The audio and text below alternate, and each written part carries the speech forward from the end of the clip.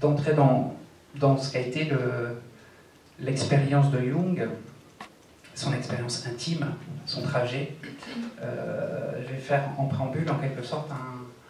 un petit résumé des raisons qui m'ont amené à son travail, à sa vie,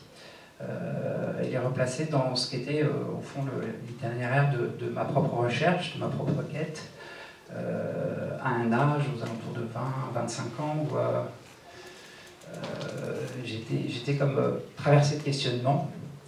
qui me semblaient essentiels et qui se fondaient sur une sensation d'être un peu comme pris en porte-à-faux ou de cheminer sur deux ondes en parallèle. La première était l'onde du quotidien, de la vie pratique, avec toutes ces questions, et l'autre était une onde d'un autre ordre que je ne savais pas du tout définir, et qui renvoyait pour moi à l'espace du rêve, à l'espace de l'imaginaire, et au-delà du rêve et de l'imaginaire, par moments, par éclats, par fragments, comme ça, un sentiment d'union avec quelque chose de très grand.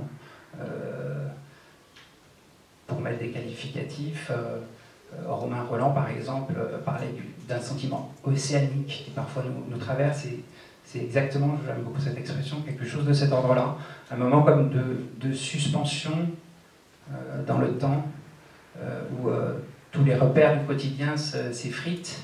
et quelque chose d'autre advient, où on se sent pleinement existant, encore plus pleinement existant, où à la fois c'est comme si notre conscience se diluait en tant que telle, mais comme si on restait pleinement la personne qu'on est, mais tout en accédant à quelque chose d'autre. Et j'étais très intrigué, et c'était pour ma part à la fois simplement, parfois en me promenant dans la nature, en étant au bord de la mer, donc en règle générale au contact de la nature, ça c'était très fréquent, mais ça pouvait être aussi à travers la visitation, l'expérience, la contemplation d'œuvres d'art, peinture, cinéma, musique et tout. Et il y avait à ces moments-là quelque chose que, sans pouvoir le verbaliser, sans pouvoir le conceptualiser, et je suppose que tous ceux dont je parle vous est évidemment très certainement connu, intimement, voilà, référé à ce sentiment que voilà, une passerelle s'ouvrait vers quelque chose d'autre, et je voulais pas le laisser comme quelque chose de marginal dans mon existence. Il y avait pour moi un espace de vie pleine, intense, qui s'exprimait à travers ça, et j'avais la sensation que plutôt que de le laisser comme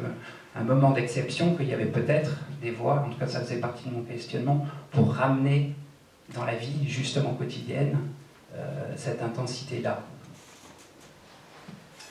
L'autre événement marquant, je glisse un peu à travers les années, mais il y a un moment un peu de bascule pour moi en 2007, il y a une douzaine d'années à peu près. J'étais étudiant en cinéma à l'époque, et un ami me propose d'aller en Inde pour travailler avec lui sur son film de fin d'études. J'avais déjà beaucoup voyagé, j'avais le goût, le plaisir des voyages, j'avais envie de découvrir beaucoup de pays, mais pas l'Inde en particulier, ça ne m'attirait pas spécialement. J'ai été heureux de sa proposition, je l'ai accompagné avec plaisir, et j'ai pas du tout imaginé en amont ce qu'allait être cette expérience-là, qui a été, sans être extravagante, qui a été extrêmement marquante, au sens où les 24 premières heures ont marqué une sorte de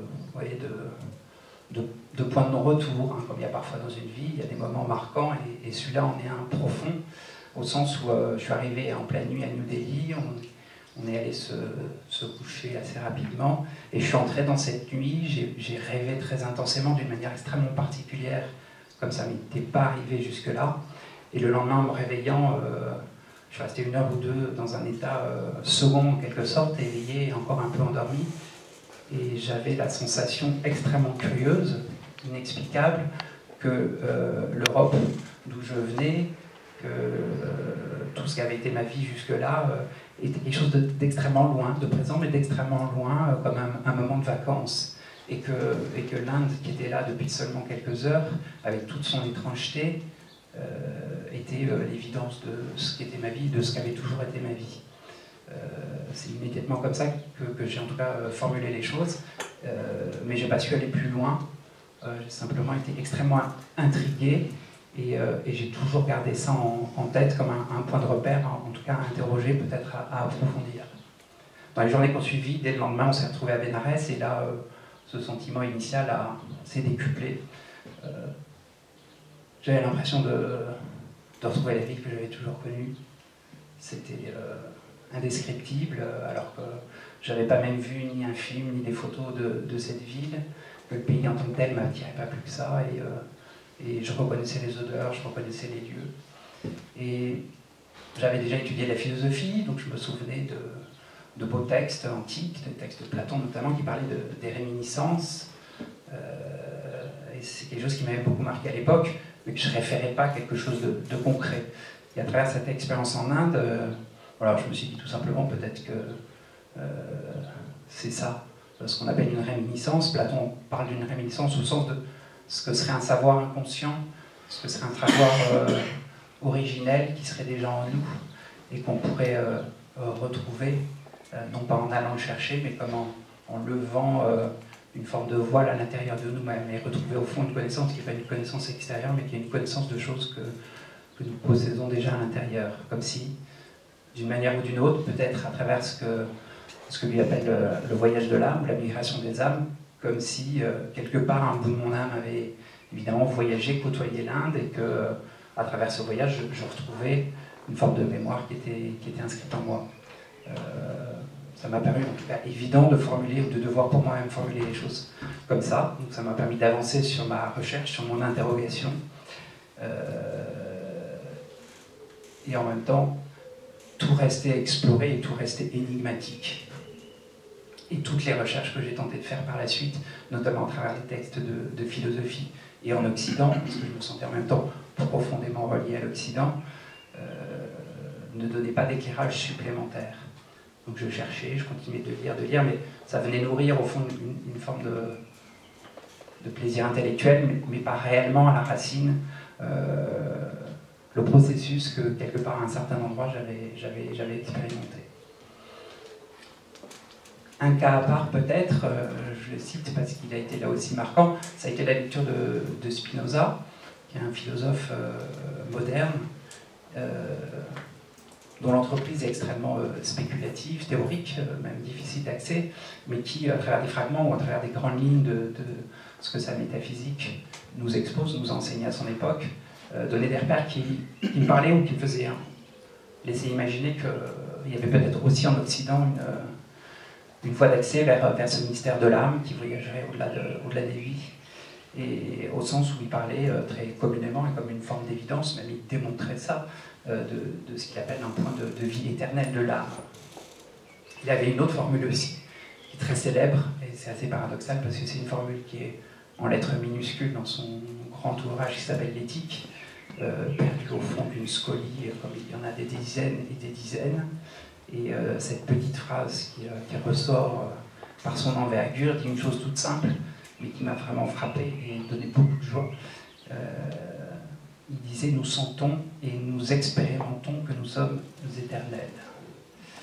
Et ce que j'aimais beaucoup, c'était au-delà du fait de poser des mots sur un simple, commun même, mais sur un sentiment qui m'était à la fois propre et profond. J'aimais beaucoup le fait qu'il parle de sentir et d'expérimenter, parce que ça devenait déjà autre chose que simplement un dialogue théorique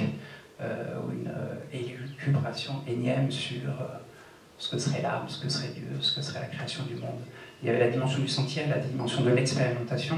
et ça pour moi ça a été toujours le fil conducteur, c'est-à-dire qu'au-delà de la recherche théorique, c'était avant toute chose et systématiquement comment une connaissance est à l'œuvre en pratique pour nous dans la vie. Comment la philosophie peut être,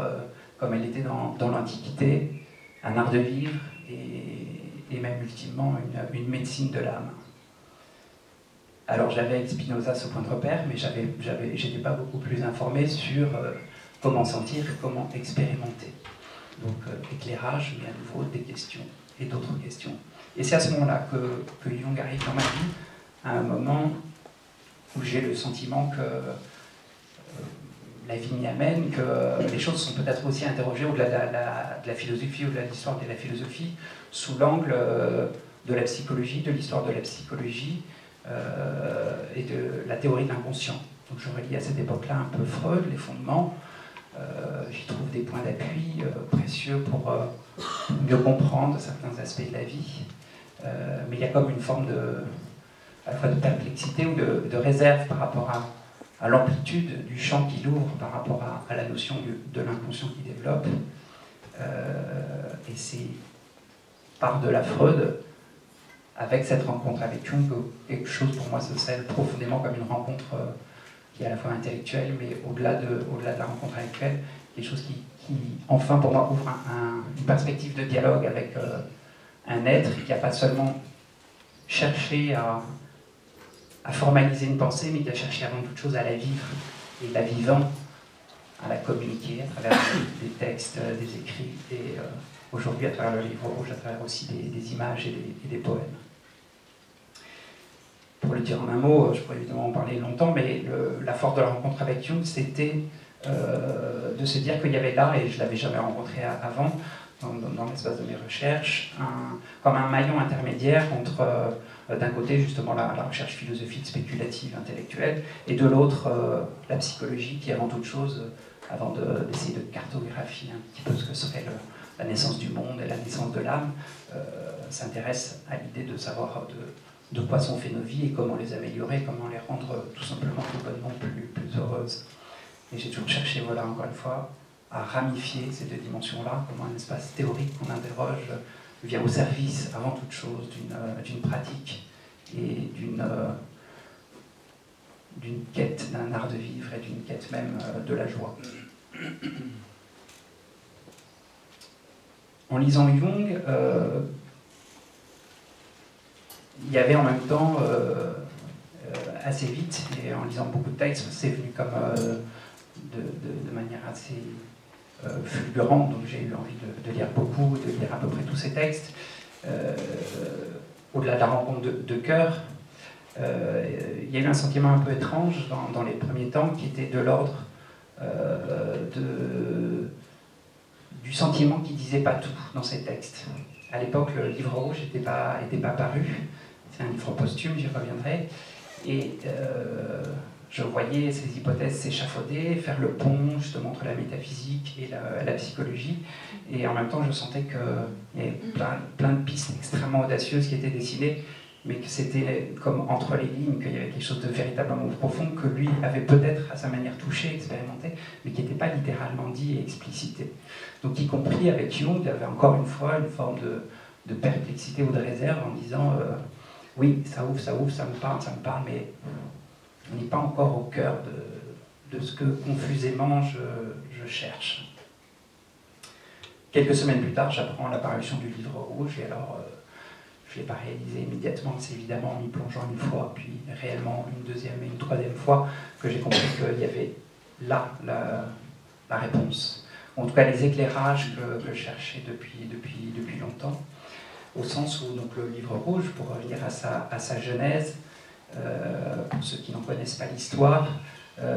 correspond à la retranscription littérale, brute, des visions et rêves que Jung a eus pendant une période réduite mais extrêmement intense, une période de 2 ans environ,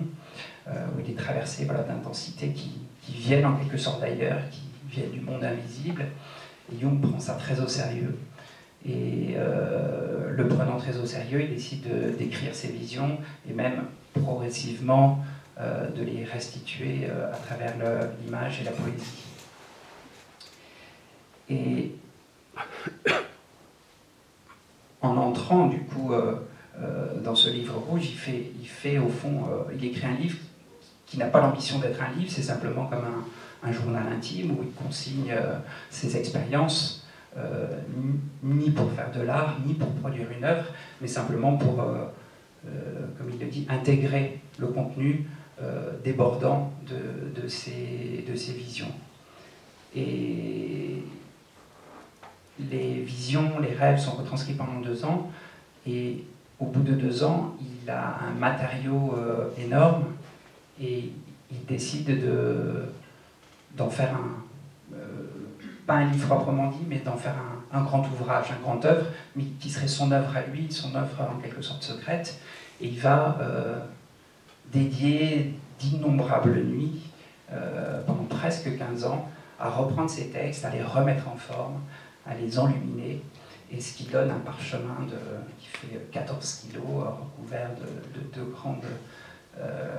lanières de cuir rouge, et qui est un ouvrage sur lequel voilà, il travaille pendant longues années, et quoi qu'il l'ait montré à 3-4 personnes de son ouvrage, c'est un ouvrage qui reste secret, et dont personne n'a la connaissance. Alors évidemment, il s'interroge vivant sur l'opportunité de le transmettre. Il est encouragé justement par les 3-4 personnes qui ont accès à cet ouvrage à l'idée de le publier, mais lui est plutôt réticent. Et il considère à la fois que c'est pas un livre, que c'est son œuvre, mais extrêmement intime, et il considère également que les contenus de ce livre le débordent. Il ne les comprend pas entièrement, il n'en fait pas le tour, il ne les englobe pas, donc c'est comme une sorte de légitimité qu'il ne se reconnaît pas, donc il préfère garder pour lui ou pour ses proches la connaissance de ce texte. On peut néanmoins supposer que, bien plus tard dans sa vie, des dizaines d'années après, il se soit reposé la question. Il y a des fragments du texte qui le laissent supposer. Mais l'ouvrage de fait reste d'une part inachevé, et il meurt, et l'ouvrage reste dans son grenier. Et on doit à un historien de la psychologie anglais, il y a une quinzaine d'années, la belle œuvre, la belle entreprise d'avoir réussi à convaincre les héritiers de Jung qui n'avaient pas de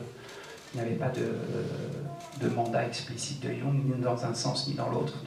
de faire connaître au grand public enfin cet ouvrage titanesque. Je reviens un petit peu sur le moment un peu de bascule chez Jung, puisqu'il est très marquant. C'est un moment que lui décrit comme extrêmement déstabilisant, puisque le premier instant ou le premier moment où il est comme submergé, dit-il, par une vision, a lieu à l'automne 1913. Il est en train de voyager dans un train, et tandis qu'il voyage, l'espace ou son espace intérieur se défigure, et il a l'image qui se prolonge, qui s'intensifie, de l'Europe recouverte de flots de sang. Et c'est extrêmement concret pour lui, à ses yeux. Et on est à l'automne 1913, et sur le moment, il n'a pas l'idée de la réalité, évidemment, du contenu de cette vision. Il est simplement frappé par la fulgurance et l'intensité des images qui le traversent. Il comprendra quelques mois plus tard qu'il y a là comme une prémonition, ou en tout cas une anticipation de ce qu'était la Première Guerre mondiale et des conflits politiques et militaires qui ont lieu très vite après. Quelques semaines après ça, et tandis que lui, vivant cet événement-là, se juge quasi fou, ou en tout cas sous l'emprise de ce qu'il observe être une bouffée psychotique, comme il peut l'observer chez certains de ses patients. Quelques semaines après, le même phénomène se produit, et là, cette fois-ci, il est seul chez lui, et il le décrit assez laconiquement dans sa biographie, mais il raconte qu'il est assis à son bureau et qu'il sent que quelque chose se met à vaciller autour de lui. Et là, il a comme un moment de choix. Un moment de choix où soit il refuse par un acte de la raison en disant voilà, ces visions sont une affabulation, une désorientation de ma psyché, je les laisse de côté. Ou alors de se dire ok, peut-être que c'est une affabulation, mais peut-être que ces intensités-là viennent traduire quelque chose de l'ordre du fonctionnement de ma propre psyché. Et évidemment, il va faire le choix d'aller vers ça, estimant qu'en psychiatre, puisqu'il était donc, il a une formation de médecin à l'origine, il est psychiatre et donc il accompagne des patients atteints de pathologies psychiques et parfois lourdes. Il estime que si lui-même ne fait pas le pas d'aller explorer ce qui s'offre et ce qui s'annonce à son propre inconscient, même si c'est sauvage et inabordable, je sens plus la légitimité de pouvoir faire son travail. Donc il accepte, et il dit j'accepte, et il commet, en tout cas il écrit comme ça dans sa biographie, ce qu'il appelle le pas décisif, c'est-à-dire j'accepte. Et il s'ouvre une nouvelle fois une vision extravagante où il se retrouve dans les secondes qui suivent comme projeté littéralement dans une caverne à la fois humide, il se sent, il se voit marcher dans un lac caverneux, et puis des êtres surgissent, des formes, et puis il entend des voix, et s'ouvre à partir de cette vision inaugurale, une succession de visions qui surviendront pas toutes les nuits, mais de nuit en nuit, ou en tout cas aussi souvent qui se met en disposition la nuit seule, dans la solitude, d'accueillir ces intensités-là. Alors, la grande question qu'on se pose à la lecture du livre rouge, qui retranscrit donc la succession de ces visions et le contenu à la fois de ce qu'il perçoit, mais également de ce qui s'échange verbalement, donc ça c'est une autre dimension qui est déroutante, puisque non seulement il perçoit, il voit, mais une mise en scène comme théâtrale se met en jeu avec des entités, des êtres, des spectres, des esprits, son âme elle-même, et toute une galerie de morts qui apparaissent comme des fantômes à travers ces visions et avec qui Jung dialogue. Et donc des dialogues extrêmement sérieux. Si on lit les textes et de leur transcription, on a l'impression de lire une pièce de théâtre dans toute sa splendeur. Et on a donc, voilà, à travers le livre rouge, comme à la fois une odyssée intérieure et puis comme une dramaturgie théâtrale qui se met en place tout au long du livre. Et la question donc qu'on ne manque pas de se poser, et qui a été la première évidemment et la plus importante que je me suis posée, c'était de savoir si le contenu de ces expériences-là, de ces visions, est de l'ordre de la fiction, de l'imaginaire. Parce qu'à lire le livre, ça ressemble bien plus à par exemple, la Divine Comédie de Dante, qui est un ouvrage évidemment de psychologie. Voilà, quel est le statut du coup de ces expériences? Est-ce que c'est là une rêverie d'un psychiatre? Un psychiatre, a priori, a lui aussi le droit d'être rêveur et artiste, donc on pourrait tout à fait les approcher, les percevoir, les analyser de ce point de vue-là. L'autre hypothèse, évidemment, que j'ai privilégiée, c'était de voir, et Jung aussi les a évidemment approchés de la sorte, était de voir si, à travers ces embardées, ces déambulations imaginaires quasi délirantes, il n'y avait pas quelque chose de l'ordre d'une profondeur de la psyché qui se disait, qui s'exprimait et qui permettait d'accéder à peut-être un mystère ou une part cachée de la vie. Deux autres questions avec cette première qui est évidemment la plus essentielle, c'est au sujet de ces morts et de cette galerie de morts que croise Jung, comme autant, je l'ai dit, comme autant de personnages de théâtre, on se pose la question de savoir qui sont ces morts. Est-ce que ce sont simplement des allégories, des images, des flottements de l'imaginaire, des fantaisies, ou est-ce que, à leur manière, à travers le dialogue, à travers l'énergie de ces morts, est-ce qu'il n'y a pas quelque chose qui est intensément et profondément vivant? Troisième question, qui réfère du coup au thème de ce soir, puisque j'avais annoncé Jung et la réincarnation. Donc la question serait de savoir si l'hypothèse de la réincarnation peut être quelque chose de cohérent pour revisiter, visiter, comprendre de l'intérieur le sens de cette mystérieuse retranscription de Jung dans le livre rouge. Je vais proposer deux éclairages différents, deux types de réponses. La première réponse est plutôt de l'ordre spéculatif, ou en tout cas je vais essayer de reparcourir comment Jung, à partir de ses expériences, a accès à une intimité de la psyché, à une intimité de son architecture. Et la seconde réponse sera de l'ordre de l'expérience elle-même. Donc je l'appelle plutôt une réponse sauvage et directe. Donc je reviens sur la première réponse qu'on peut faire à la question ou aux questions que je pose. Ce qu'il y a d'immédiatement frappant à la lecture, mais à la lecture globale du livre, quand on le retraverse, on le reparcourt, en tout cas c'est une des choses qui m'a porté vers ce livre, c'est cette notion que le monde extérieur, que le monde perçu, est quelque chose de l'ordre de l'illusion et quelque chose qui s'effondre à partir du moment où on ferait appel à d'autres instances de notre psyché. C'est très vite ce qu'éprouve Jung, et dès sa première vision, celle que je décrivais tout à l'heure, il est donc assis à son bureau, et il se retrouve projeté, mais comme si c'était la réalité même, dans une caverne, et il déambule dans cette caverne. Je reviens un petit peu sur ce qui se passe à ce moment-là, sur ce moment de bascule, dont la meilleure traduction serait celle de l'expérience ou d'un psychotrope, par exemple, ou à travers l'usage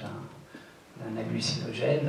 les repères de la réalité extérieure s'effacent complètement, et une autre forme de réalité apparaît à l'intérieur de la réalité. Littéralement, on peut tout à fait considérer que c'est exactement ce qu'éprouve Jung, à la seule réserve près que le processus, en l'occurrence le regardant, est tout à fait naturel. Et étant naturel, ce qu'il y a d'intéressant, c'est précisément de voir et de découvrir, et c'est la découverte éperluante que fait Jung, précisément que la réalité extérieure serait une façade, une première apparence, ou comme un voile, mais qui ne serait pas la réalité en tant que telle. Et donc il y a déjà deux hypothèses qui fait, et que petit à petit, sur lesquelles il médite et sur lesquelles il tente de poser des mots. La première serait de se dire que derrière le monde perçu, qu'il y a d'autres réalités qui ne sont pas des irréalités, mais des réalités, mais des réalités profondes, tangibles, sur un autre mode.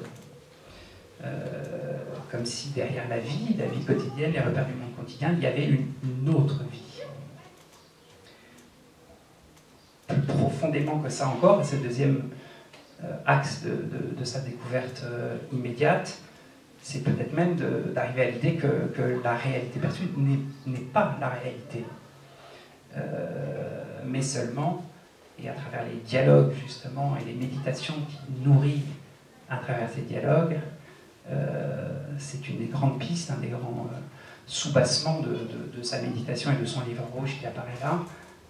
Il arrive à cette notion que la réalité extérieure est comme une projection, donc pas une réalité en tant que telle, mais quelque chose qui est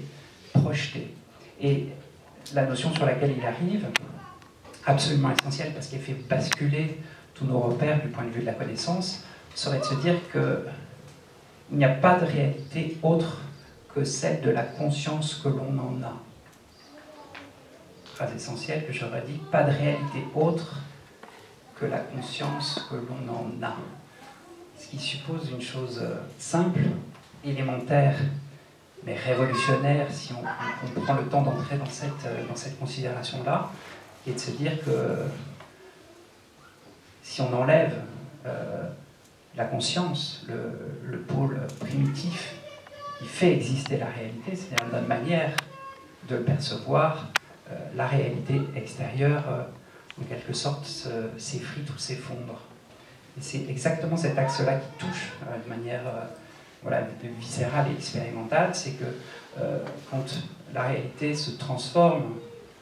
face à lui et que quelque chose d'autre apparaît, c'est pas tant qu'il est dans le délire, c'est simplement que quelque chose aurait à l'intérieur de lui pivoté, qui fait que c'est comme si on avait changé le maillon ou le système d'exploitation, le projecteur qui rend possible la projection à l'extérieur. Et là, de le vivre, en tout cas je me mets à sa place pour lui, de le vivre, de le ressentir, de l'expérimenter, c'est profondément révolutionnaire, évidemment, du point de vue de la métaphysique, mais également du point de vue de la psychologie. Parce que d'un coup, toutes nos tendances, tous les élans qui nous amènent à prendre la réalité extérieure, la réalité sensible pour toute la réalité, avec la somme des joies et des peines qui sont liées à ça, devient quelque chose de, non pas d'anecdotique, mais de plus secondaire, du moins à réinterroger en fonction justement de la conscience qui les vit. Je retiens par exemple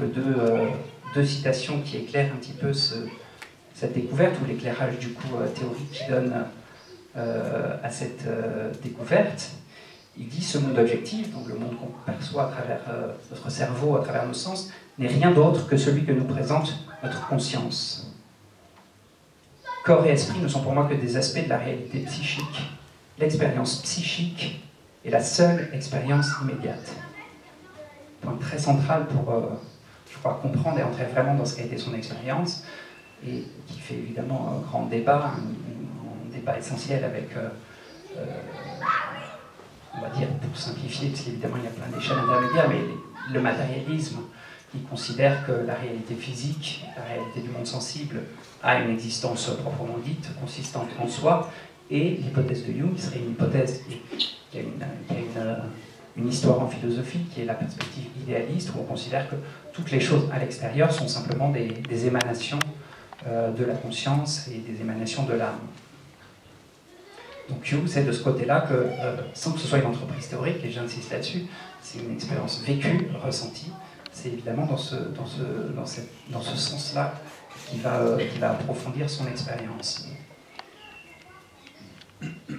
Je prends disons pour l'éclairer ou la rendre plus concrète à certains égards, un exemple. Parce que de le dire et de le formuler ainsi, on connaît cette histoire de la philosophie idéaliste qui dit que seule existe la conscience, que seule existe la psyché, que tout n'est qu'un théâtre d'illusions autour de nous. Ça, c'est une chose. Mais quand on fait l'épreuve de la vie quotidienne, cette table, si je la touche, elle est néanmoins dure. Si je saute par cette fenêtre, je risque de me faire mal, on est bien d'accord. Donc évidemment, l'objection matérialiste va être de considérer que illusion peut-être, mais enfin cette illusion, elle a quand même une forme de consistance et de réalité qui n'est pas négligeable. Alors oui, certainement, mais à ceci près que l'idée forte, et c'est ce vers quoi va cheminer Jung, c'est que cette réalité extérieure, qui a effectivement sa consistance, ne dépend que de la conscience qui se rapporte à elle. Et, alors par exemple un feu, si on met la main dans un feu, c'est chaud, donc ça brûle. Oui, ça brûle, mais à la seule réserve près que ça va dépendre de notre état de conscience, donc selon le fonctionnement, ou en quelque sorte, j'aime bien la notion de système d'exploitation, pour prendre cette métaphore informatique, considérer qu'on aurait un système d'exploitation psychique qui serait à différents niveaux, et que l'endroit où on se place, que la réalité va avoir différents aspects et différentes qualités d'apparition et d'appréhension sensible. Si bien que sur un certain mode d'exploitation, quand on va mettre sa main dans le feu, ça va effectivement brûler. Mais ce qu'expérimente Jung, et ce que, par exemple, pour ma part, ce qui m'a permis de valider cette idée, ça a été une expérience très particulière que j'ai eu la chance de vivre, avec d'ailleurs certains ici, de participer à... Bon, c'est un rituel, c'est toute une expérience particulière, un rituel chamanique très ancien, qui s'appelle la marche sur le feu, et qui ne s'engendre évidemment pas en un claquement de doigts, qui se prépare, mais à travers lequel on peut faire l'expérience simplement que, en modifiant notre état de conscience, on va modifier notre rapport à la réalité, et ce qui pouvait, sur un certain plan de conscience, produire douleur, brûlure, quand on est au contact de la braise ou du feu, et ça a été en tout cas mon expérience, toutes celles des personnes qui m'accompagnaient, on marchait sur des braises incandescentes, extrêmement chaudes, et pourtant il n'y avait d'une part ni douleur au contact de ces braises, alors qu'on marchait sur une sorte de tapis de 3-4 mètres, ni douleur, ni même marque, donc aucune brûlure sur la peau.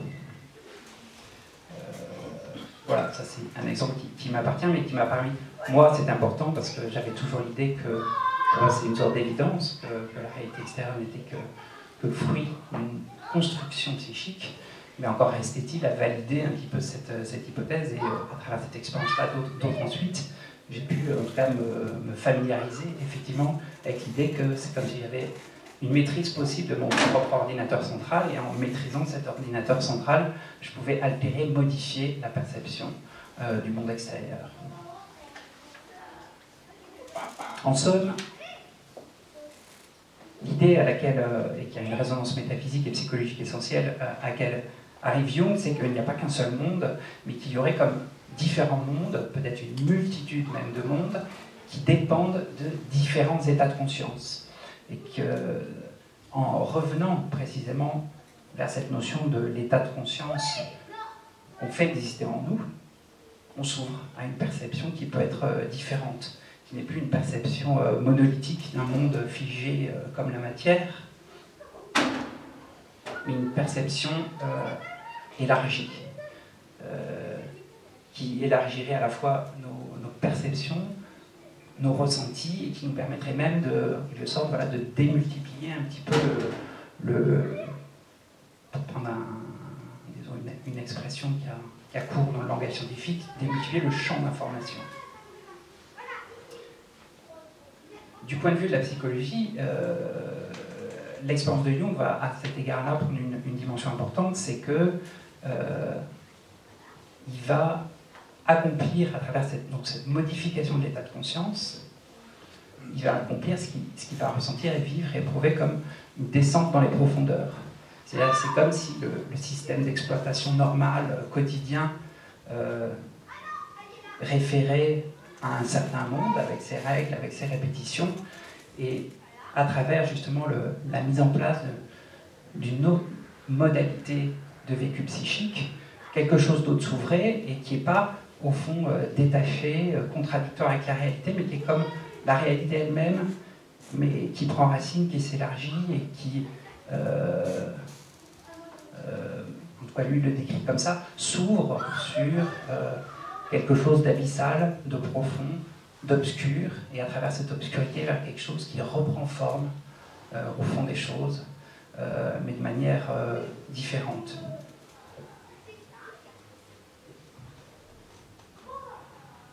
La conséquence de cette expérience, c'est une expérience qui se répète, va être essentielle du point de vue de la psychologie, c'est que à l'endroit où, chez Freud, qui était le premier à théoriser l'inconscient, il y avait une souveraineté du moi. Quand je dis souveraineté du moi, ce serait souveraineté du système d'exploitation quotidien, on va l'appeler comme ça, et que l'inconscient serait, en tout cas chez Freud, un mécanisme régulatoire de la mécanique de la conscience quotidienne. Il y a chez Jung quelque chose qui bascule, et à travers cette descente dans les profondeurs, cette ouverture à d'autres niveaux de conscience, à d'autres réalités, la notion que l'inconscient, c'est pas ce qui est non conscient, mais ce serait plutôt ce qui serait subconscient, profondément conscient, de quoi on serait coupé tant qu'on maintiendrait notre cerveau dans une activité quotidienne. Et à partir du moment où on s'abandonnerait à un autre rapport à la réalité, on entrerait dans une zone qui serait donc littéralement plus l'inconscient, mais une conscience plus large, plus vaste. Et donc à travers ce pivotement, il y a un renversement qui est évidemment fondamental, puisque là où chez Freud l'inconscient serait second et la conscience première, chez Jung, à l'inverse, la conscience, et j'entends par conscience l'agitation quotidienne ou le mécanisme du quotidien, est tout à fait second, sous-tendu par quelque chose de beaucoup plus vaste, beaucoup plus intense que serait l'inconscient sur plusieurs formes. Et alors, ici, on peut prendre l'image que certains connaissent très bien, évidemment, pour un peu symboliser l'image de l'édifice psychique chez Jung, l'image comme d'un arbre. Et on pourrait considérer qu'en tant que conscience, en tant que personnalité, personne, on serait la petite et ultime excroissance de la branche, de la branchette même d'un arbre, et que plutôt que de n'être simplement ça, quand on parle de descente dans les profondeurs ou d'entrer dans d'autres plans de réalité, dans d'autres états de conscience, c'est comme si on remontait le cours et la formation de cet arbre et qu'on revenait, on se ressentait relié à la fois à la branche, au tronc, du tronc aux racines, du racine à la terre, de la terre au ciel, et que quelque chose d'extrêmement vaste et illimité, en tout cas c'est ce qui apparaît littéralement à Jung, reprend forme, reprend corps, redevient une expérience possible pour un être humain. Et là c'est profondément évidemment révolutionnaire du point de vue de la psychologie, puisque l'individu n'est plus un fragment ou une parcelle comme ça isolée dans le monde, mais serait à la fois individu en tant que ramification ultime, mais quelque chose qui a à voir et qui est profondément relié à l'ensemble, au tout, et ultimement au cosmos lui-même.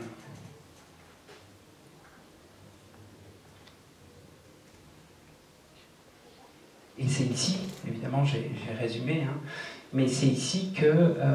si on reprend le trajet comme ça de cet édifice psychique et de ce lien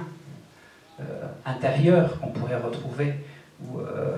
plus on s'enfoncerait à l'intérieur de nous-mêmes, plus on s'ouvrirait à ces autres plans de conscience, plus on retrouverait la notion d'un maillage, d'une circulation, d'une communauté profonde, à la fois avec les autres êtres, avec la nature et ultimement avec le cosmos. C'est ici qu'on retrouverait, mais cette fois-ci d'un point de vue tout à fait expérimental, ce qui était l'objet de mon interrogation initiale, quelque chose qui aurait à voir avec le tout, avec l'éternité ou avec une conscience globale. Conscience globale que Jung appelle le soi, dans le livre rouge. Et là, en l'appelant le soi, et c'est une de ces découvertes inconscientes intimes, il redevient oriental. Donc Jung lui aussi redevient comme indien à l'endroit de sa recherche, sans même à l'époque être allé ni en Chine ni en Inde, puisque ce que lui appelle le soi, ou ce qu'il découvre être ce qu'il appelle le soi, c'est-à-dire cette conscience illimitée qui fonderait son être psychique, est en quelque sorte la pierre angulaire de toute la philosophie, de toute la spiritualité orientale. Alors la question, et je vais schématiser là encore, mais la question, ça va être de se dire, une fois qu'on a retrouvé cette notion que quelque chose circule entre l'individu et le tout, si on arrive à transcender, ça va être le mouvement permanent de Jung, de découvrir qu'il y a une transcendance permanente, c'est-à-dire que si on descend, qu'en permanence toutes les frontières qui vont jalonner le parcours peuvent être abolies, déconstruites, ou si on redescend dans les ultimes profondeurs et qu'on redécouvrait cette sensation d'illimitation, d'éternité à l'intérieur de nous-mêmes, la question va être de savoir comment, au fond, deux dimensions, deux intensités peuvent cohabiter en nous. L'une qu'on appellerait le moi, qui serait ce que j'appelais tout à l'heure la conscience quotidienne, le système d'exploitation pratique, qui nous ramène à la réalité perçue immédiate. Et puis, de l'autre, ce soubassement comme ça, indéfinissable, impalpable, que serait le soi, qui serait pure conscience, unité originelle. Qu'y aurait-il donc en maillon intermédiaire, pour le redire autrement, entre un moi qui fait l'expérience, son expérience de la vie à travers un corps, à travers un caractère, à travers des pensées, des émotions, et de l'autre côté quelque chose qui est pure, infinie conscience, transcendant toute détermination. Qu'est-ce qui ferait, pour le reformuler encore, et une dernière fois, qu'est-ce qui ferait maillon entre un moi qui serait du coup pris dans un repère de temps et d'espace, et le soi qui serait éternité, avec évidemment l'explosion mentale que ça produit, puisque en tout cas, nos repères, disons, de pensée sont complètement démobilisés ou désemparés à l'idée d'une existence qui puisse être hors du temps ou hors de l'espace. Eh bien, c'est à cet endroit-là que l'hypothèse de la réincarnation peut être pensée, posée comme un maillon, un schéma intermédiaire entre nos deux dimensions qui cohabiteraient en nous et qui seraient l'une la dimension du temps et l'autre la dimension hors du temps. Je reviens à Spinoza, parce que je ne l'ai pas hasardeusement cité au départ, parce que chez lui aussi, au fond, et donc à travers lui, en Occident aussi, on a aussi cette idée très, très importante qu'il y aurait ces deux dimensions. En tout cas, si on revient à l'éthique, à son texte, et y compris, moi j'avais été très marqué par des commentaires de Deleuze, donc philosophe moderne, même très contemporain, les commentaires que faisait Gilles Deleuze des textes de Spinoza. Gilles Deleuze, pour les commenter, parlait, et j'aimais beaucoup cette expression à l'époque, d'une double dimension dans l'âme humaine, une dimension qui réfère aux parties extensives, et qui correspond à cette conscience du moi, donc la notion du corps, tous les attributs psychologiques et autres. Et une partie en deçà des parties extensives, qui serait une partie intensive, qui elle serait pure intensité, qui n'aurait aucune déclinaison, détermination matérielle. Et on retrouve à travers cette partition, on pourrait dire, en tout cas à mes yeux, c'est exactement l'analogie peut être faite entre d'un côté partie extensive, tout ce qui décrit les caractères du moi, et partie intensive, que serait justement cette conscience primordiale, cosmique, que l'Orient appelle le soi. Je reviens à la réincarnation. La réincarnation, du coup,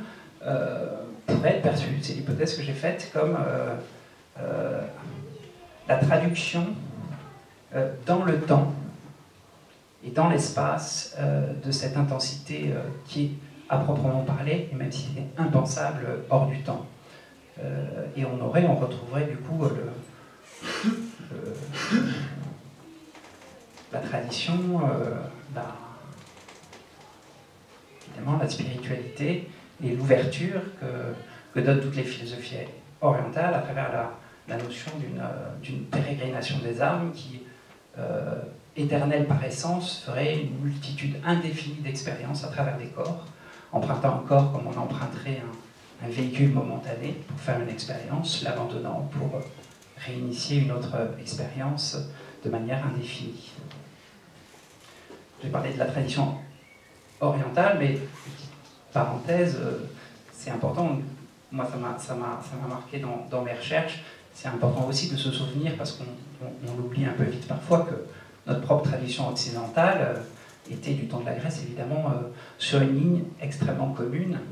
Et je sais que c'est une discussion que j'ai souvent eue avec quelques personnes qui, quand je parle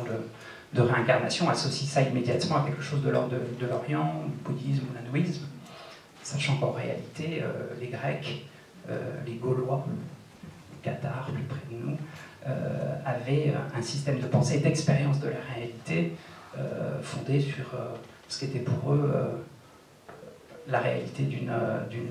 réincarnation. Par rapport à Jung, maintenant, ce qui est intéressant de voir, c'est comment lui a vécu son expérience et quels mots, quels concepts il a posés là-dessus. Et si on examine cette question-là du point de vue de la réincarnation, du point de vue de l'hypothèse d'une succession de vies, on peut observer à travers,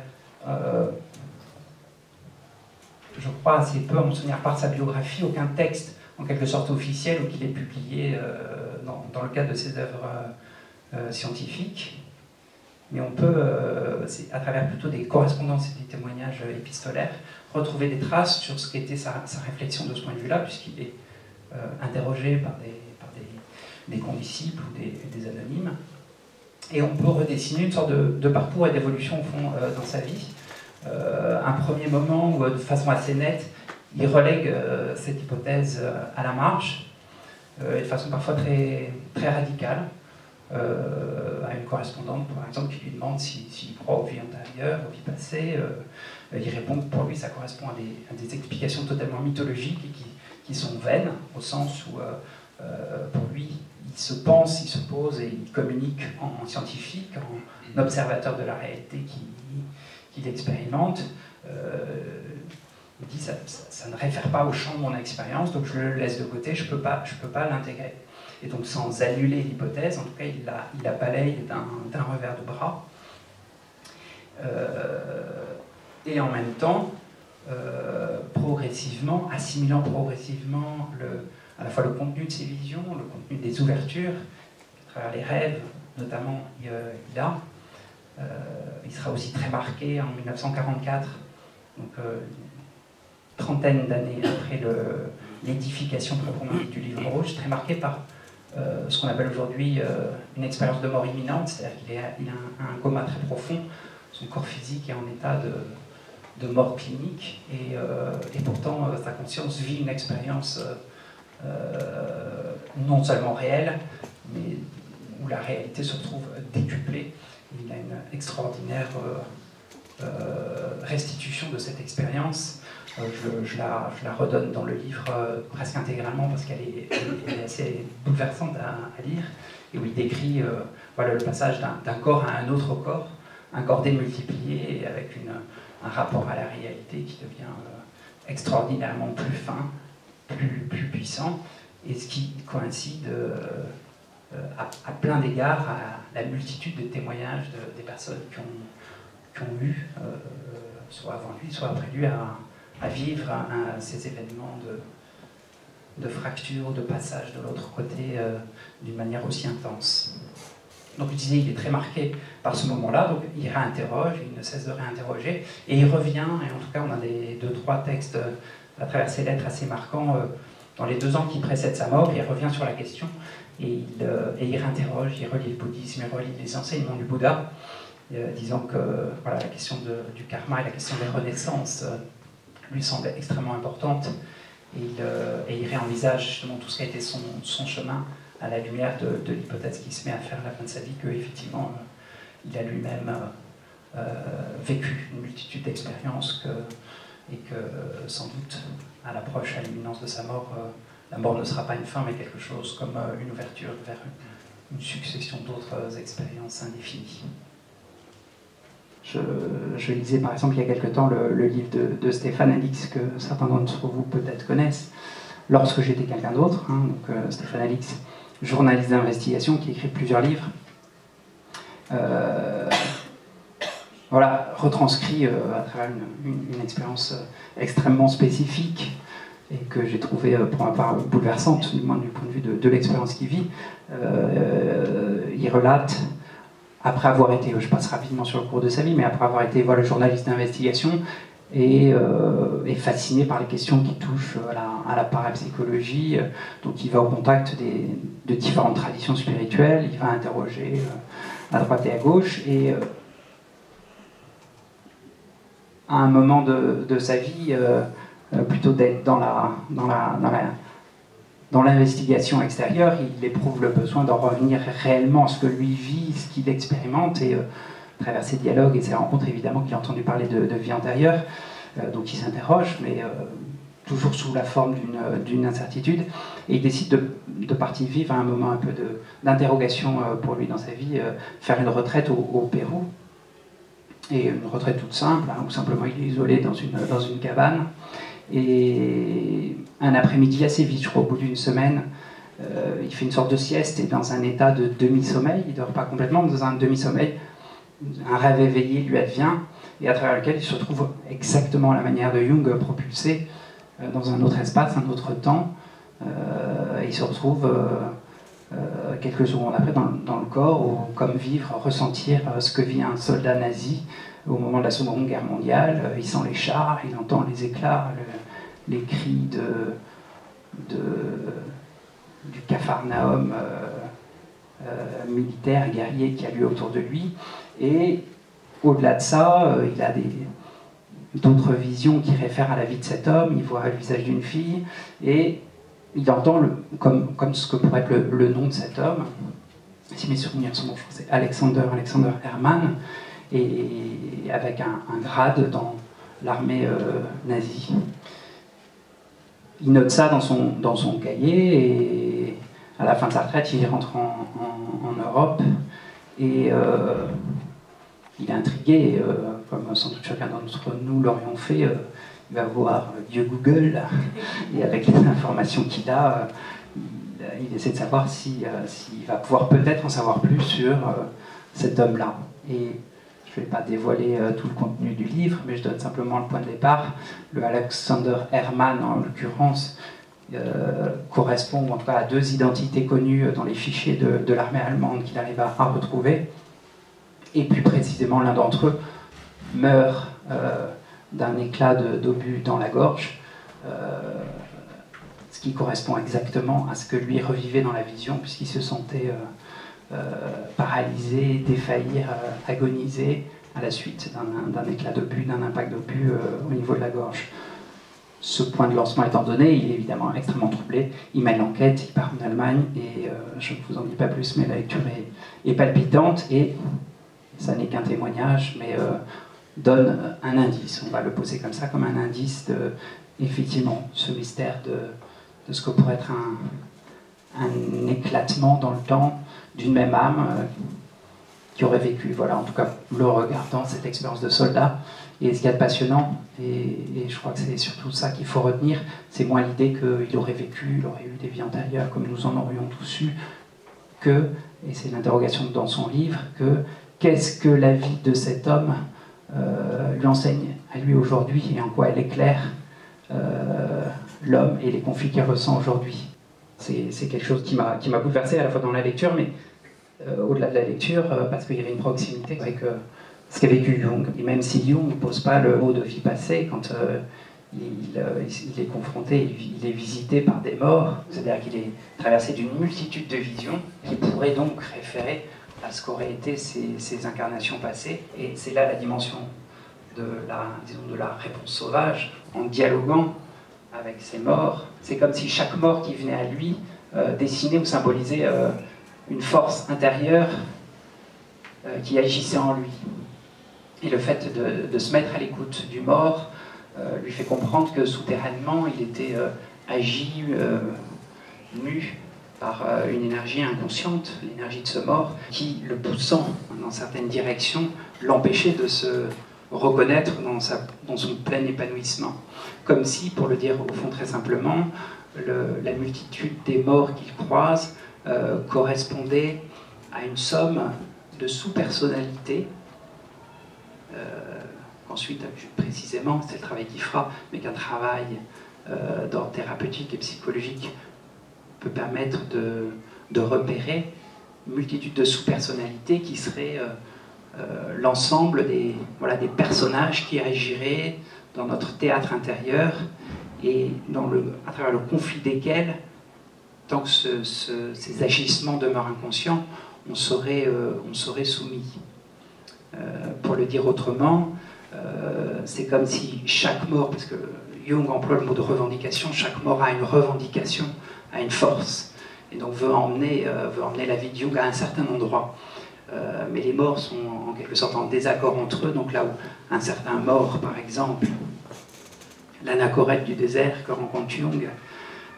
l'emmène souterrainement à vivre isolé dans le désert, dans la solitude, dans le dénuement, dans l'ascèse. Un autre mort qui prend la figure du diable dans le livre rouge l'emmène tout au contraire à aller danser, éprouver la joie, à entrer dans le corps. Et donc c'est comme si Jung, à travers ses rencontres, fait l'expérience d'un tiraillement intérieur. Et en étant à l'écoute de ce tiraillement intérieur, il comprend ces énergies inconscientes qui agissent en lui. Et il peut faire un travail d'intégration, d'assimilation et de réunification de ces champs de force contradictoires pour créer quelque chose de beaucoup plus fluide, harmonieux en lui. Et alors il y a des passages du livre qui sont à la fois poétiquement, littérairement et psychologiquement extrêmement beaux, où Jung, après avoir justement rencontré d'un côté le diable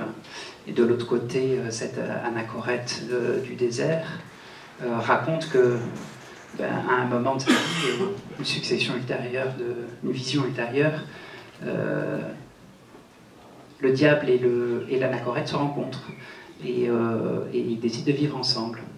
Et Jung est comme lui-même invité à participer à une sorte de trio, et il décrit, à la fois avec ironie, mais c'est assez beau, un moment où lui-même peut les observer depuis l'extérieur, donc comme s'il n'était plus du coup sous le joug de l'influence, l'incidence inconsciente de on va dire l'instinct du moine, l'instinct de l'ascète d'un côté et l'instinct du diable de l'autre. Et le texte se termine sur une petite pirouette où on comprend que le diable décide d'entrer au monastère, mais d'y introduire la danse. Et de l'autre, l'anachorète décide d'aller voir des femmes et de boire du vin. J'insiste là-dessus parce que c'est ça qui rend, en tout cas à mes yeux, très concret et très réel cette expérience et cette description qui peut ne sembler que théâtrale, qui est restituée dans le livre rouge. Parce que tous les jours. Là, j'ai cité qu'un exemple, mais c'est exactement cette exploration qui va mener, et pendant du coup de longues années, ça va être de comprendre que nos douleurs, nos difficultés dans la vie sont systématiquement le fruit d'un tiraillement de forces contradictoires. Et qu'il y a comme quelque chose qui appelle en nous à réunifier ces forces contradictoires, à en faire des alliés, plutôt que des ennemis ou des frères qui s'affrontent. Et ça va être ce que lui va théoriser Jung sur le plan des antagonismes et des polarités, ce qui viendra, sa traduction scientifique à l'époque, puisqu'il est très connu pour avoir justement travaillé, réfléchi, médité sur cette question de l'antagonisme, sachant que son axe de travail comme thérapeute ensuite, pour lui-même d'abord évidemment, mais comme thérapeute ensuite, va être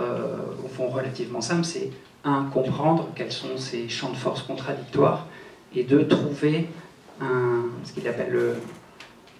le tiers inclus, le tiers caché, c'est-à-dire l'instance qui pourrait réunifier les deux. Et ça c'est important, cette notion de tiers inclus, parce que on pourrait croire qu'il s'agit d'harmoniser, que l'harmonie entre des tensions, des enjeux contraires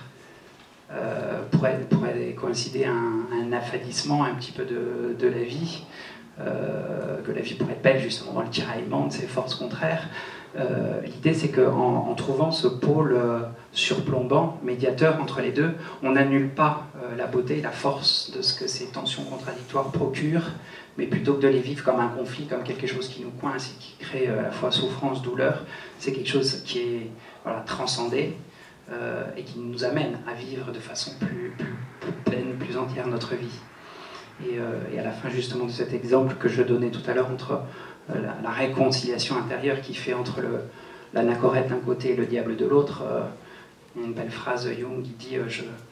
je me sens à ce moment-là où je sentais comme vivre en moi un être sylvestre et rieur,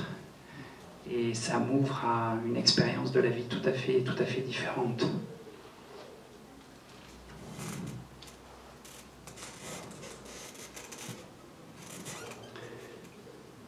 Deux choses pour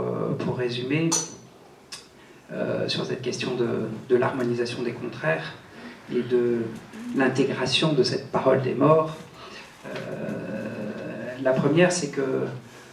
l'enseignement et l'intensité réelle sur le plan psychologique de ce dialogue-là, ça va être de s'ouvrir à ce à quoi on dirait non. Comme si, tant que ces forces demeurent inconscientes, on était emmené par un certain champ de force d'un côté, et en allant d'un côté, on faisait du coup l'impasse sur tout ce qui est à l'opposé. Par exemple, très simplement, on sait qu'au cerveau gauche, cerveau droit, qu'il y a une forme de latérisation de notre dispositif cervical, et avec lui, du coup, de nos potentialités, de nos domaines d'expérimentation de la vie, et que le cerveau gauche serait un cerveau analytique, conceptuel, logique, le cerveau droit, quelque chose de beaucoup plus ouvert à l'imaginaire, à la créativité. Et l'idée simple, c'est qu'à travers cette réharmonisation, c'est de parvenir à un endroit de la vie où on n'est plus écartelé entre ces deux dispositions, d'une part, où on n'est plus focalisé à l'excès d'un côté ou de l'autre, en prenant par exemple d'un côté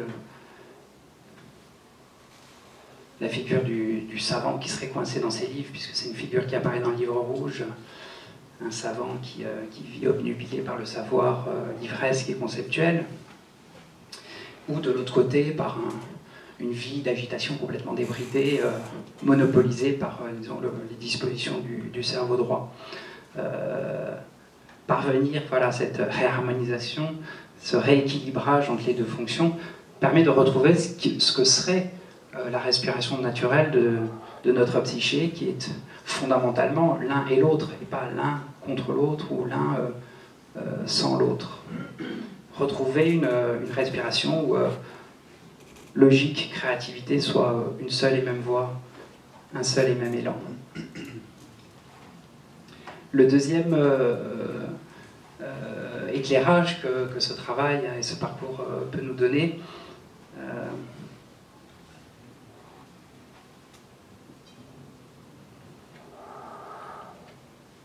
réfère à une autre notion absolument centrale, qui n'est pas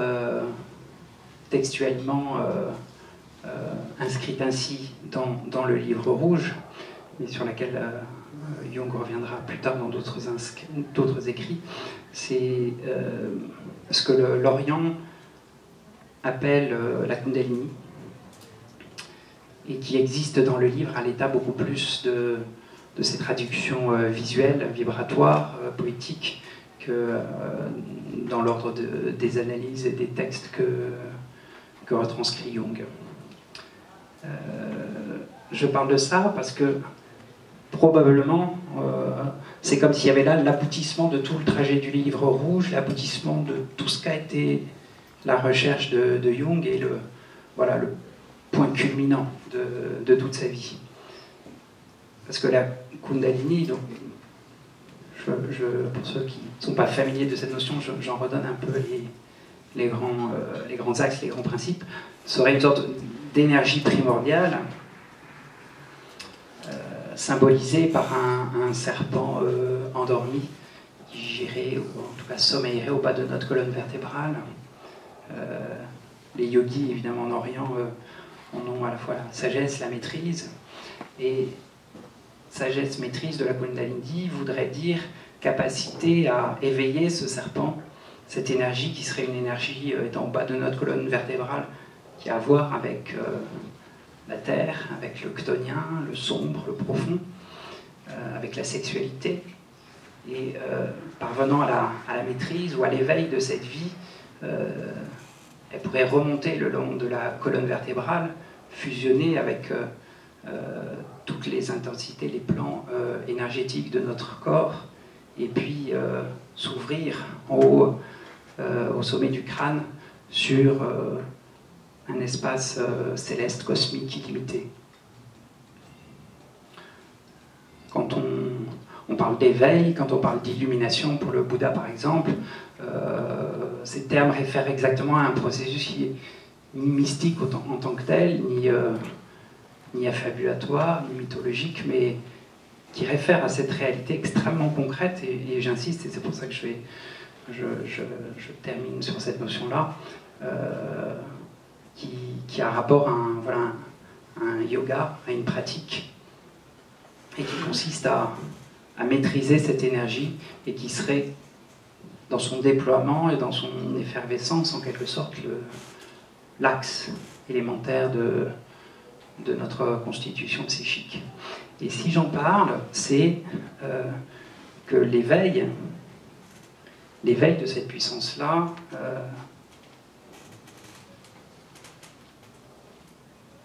est très vraisemblablement rendu possible à travers cet exercice de l'équilibrage et de l'harmonisation des champs de force contradictoires dont je parlais tout à l'heure. J'en parlais du point de vue du cerveau gauche, cerveau droit. On pourrait encore en parler du point de vue du masculin, féminin, ou de la multitude, des polarités qui nous travaillent. Mais essentiellement, c'est comme si le travail sur toutes ces polarités, que ce soit masculin, féminin, que ce soit cerveau gauche, cerveau droit, action d'un côté, contemplation de l'autre, ou bien, mal, c'est comme si, plutôt que d'être orienté et polarisé par l'une des tendances au détriment de l'autre,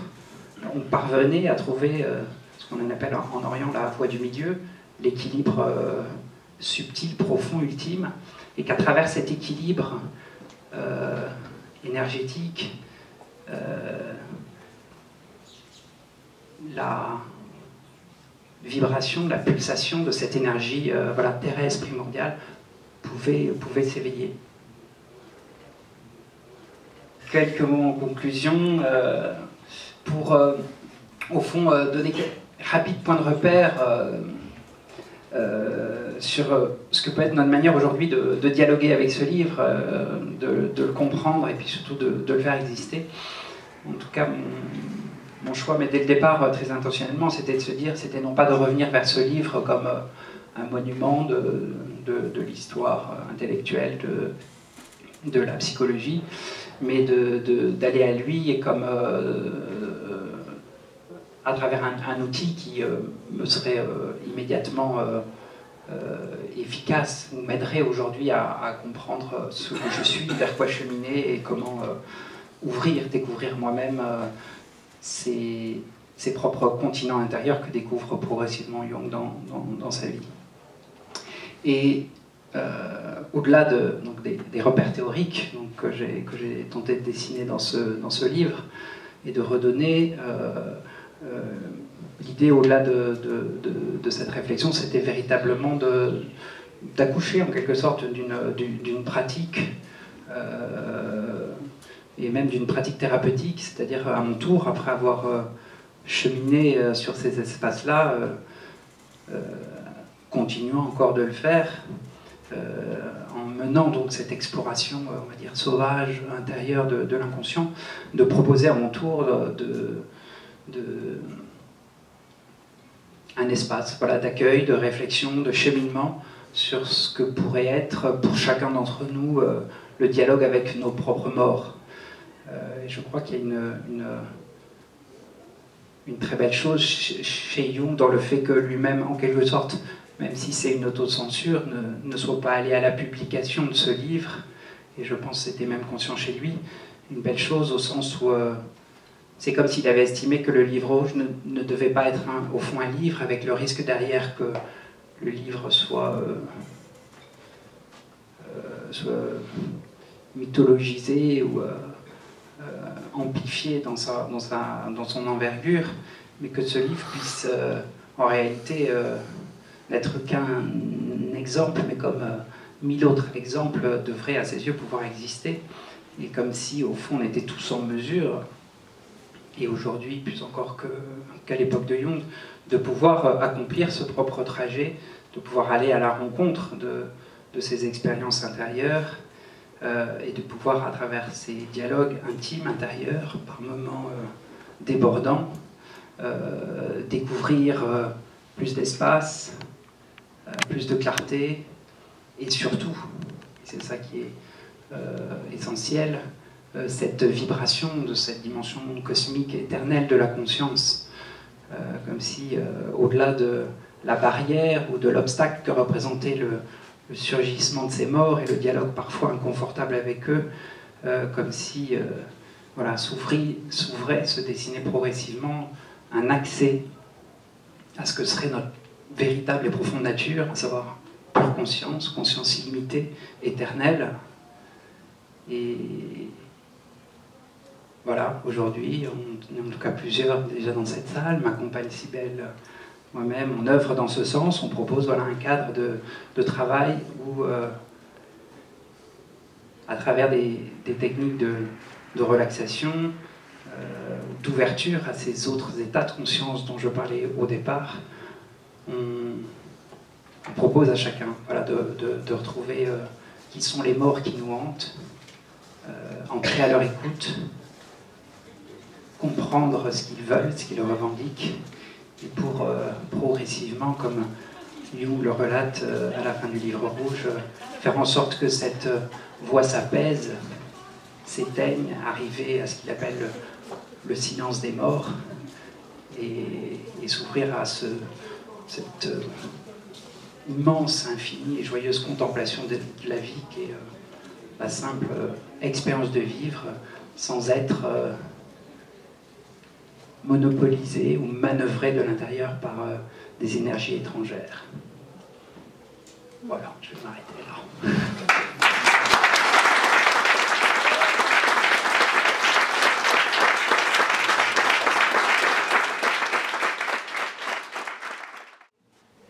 Myriam avait une question ici.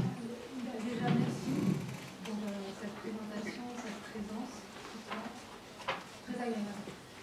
Je voudrais juste rajouter un petit complément d'information. Jung est le premier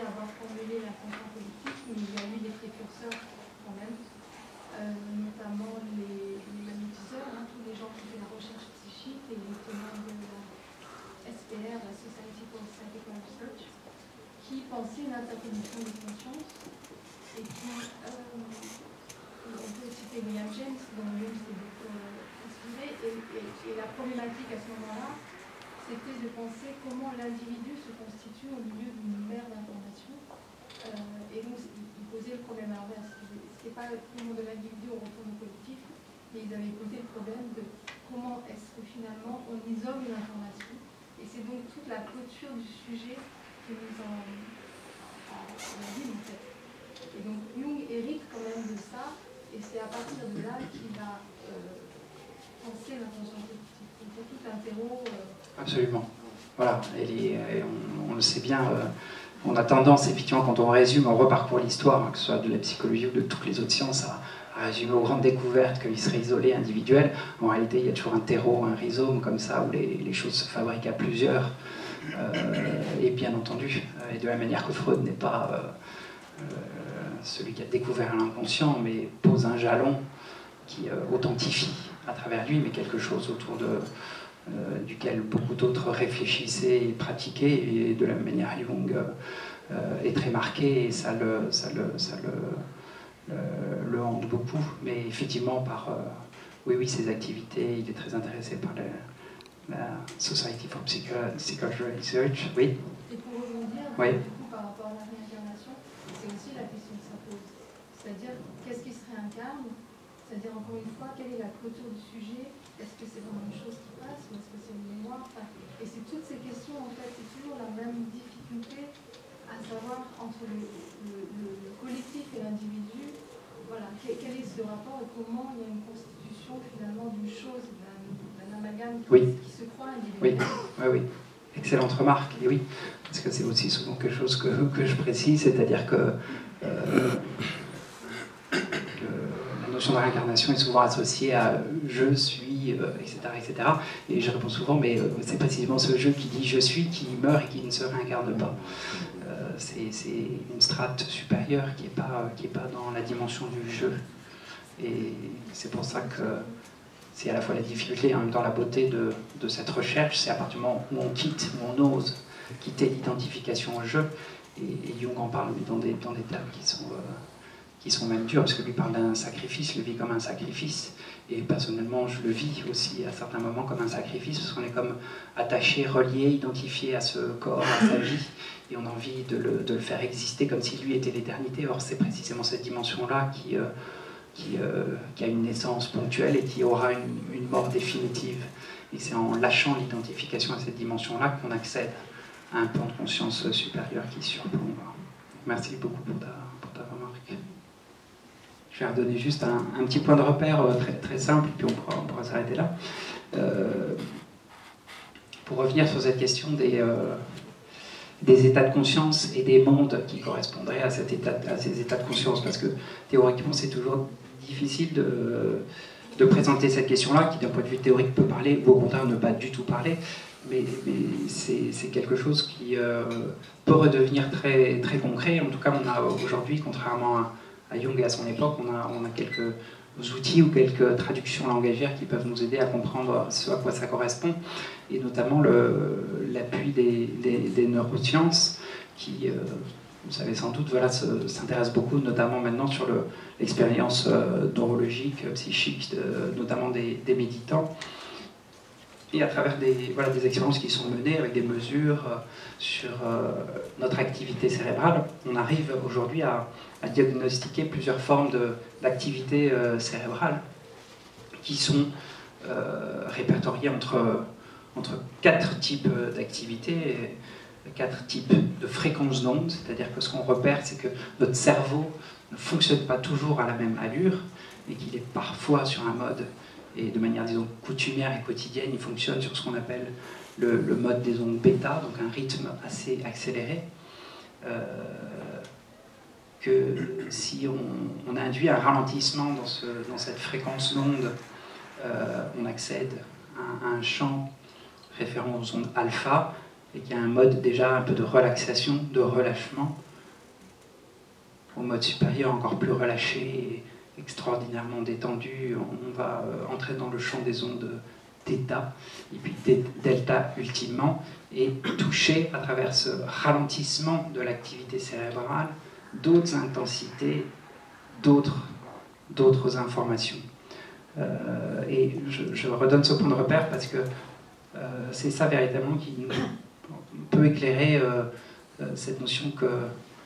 à différents états de conscience correspondent différents mondes, différentes perceptions de la réalité. Parce qu'en faisant l'expérience, et on peut la faire chez nous en travaillant comme on le fait sur les états modifiés de conscience, alors que ce soit à travers des pratiques chamaniques, des pratiques de sophrologie, de relaxation, de danse, on entre dans un autre mode d'activité cérébrale, et en entrant dans un autre mode d'activité cérébrale, la perception de la réalité devient différente. Et quand elle devient différente, il y a quelque chose de plus large, de plus intense qui s'ouvre. L'autre exemple qui a à voir avec ça, éclairage que je voulais donner, c'est une métaphore qui m'est chère parce qu'elle est cinématographique. C'est cette idée très simple, quand on voit un film au cinéma, on est assis sur son siège et on est absolument persuadé que tout est profondément réel dans les images qui sont restituées par l'écran, ou en tout cas que la réalité qu'on peut percevoir correspond exactement à la réalité extérieure. Or, on sait que, en tout cas, c'est un pur mécanisme illusoire, puisque c'est seulement 24 ou 25 images fixes déroulées à grande vitesse à travers la succession qui crée l'illusion du mouvement. Mais le mouvement en tant que tel est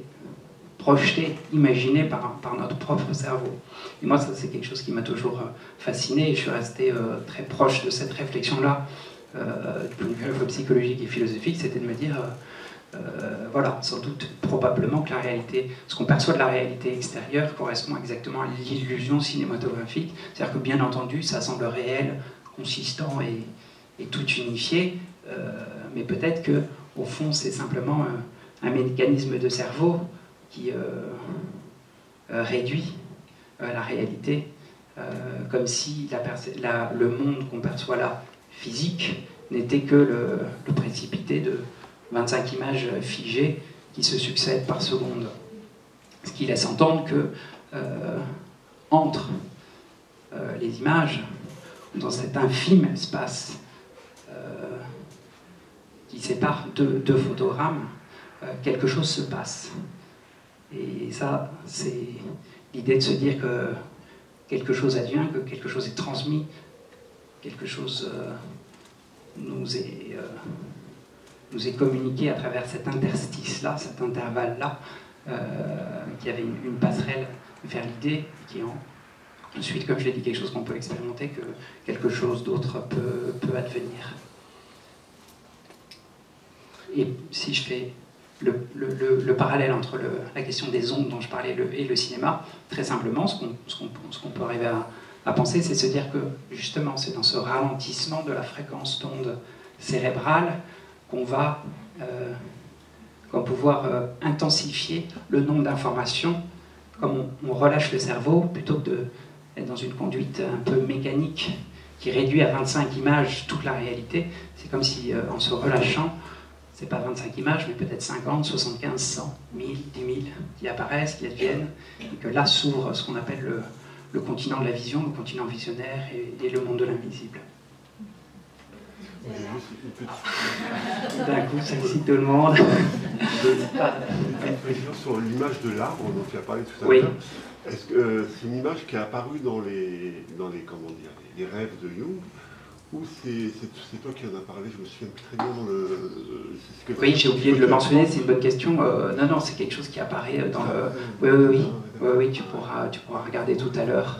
Ouais. Et ça fait partie de ce qu'il appelle justement les figurations archétypales. C'est-à-dire que pour lui, ça a été une grande découverte, c'était de voir que les images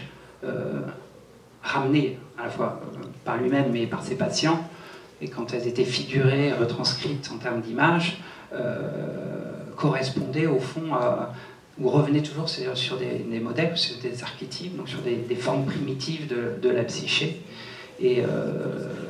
sur lesquelles on pouvait du coup repérer comme un dénominateur commun psychique. Et c'est quand, notamment, il fait le pont Jung entre les propres, que ce soit l'arbre, que ce soit le dragon, qui est ou le serpent, qui sont les figurations justement en Orient symbolique de la Kundalini, quand il se rend compte que tout l'Orient est habité par des figurations symboliques visuelles de l'ordre de celles que lui, sans avoir lu à l'époque où il les vit, des livres d'Inde, qu'il y a effectivement des ponts souterrains probablement qui nous relient avec d'autres cultures qui semblent lointaines a priori. Bon, merci beaucoup à tous pour votre attention.